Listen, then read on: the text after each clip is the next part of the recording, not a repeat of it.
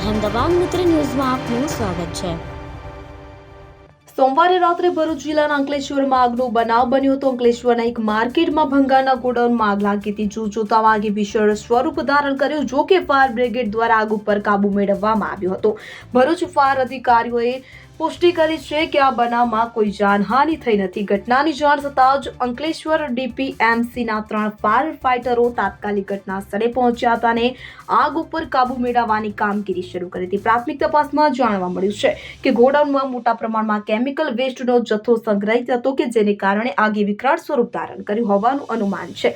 આ ઘટના ચિંતાજનક એટલા માટે છે કે તંત્ર દ્વારા નિયમિતપણે નેશનલ હાઈવેને અડીને આવેલા સ્કેપના ગોડાઉનોમાં ચેકિંગ કરવામાં આવે છે, છતાં આવી ઘટનાઓ વારંવાર બને છે।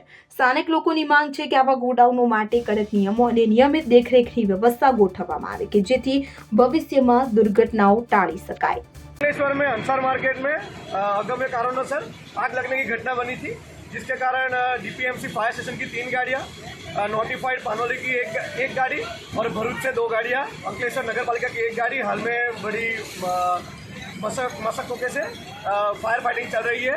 परिस्थिति अभी काबू में है और किसी भी प्रकार की ईजा के अहवाल नहीं है। कहाँ पे किसमें आग लगी है एक्चुअली? ये पूरा प्लास्टिक और सब बंगर का सामान है।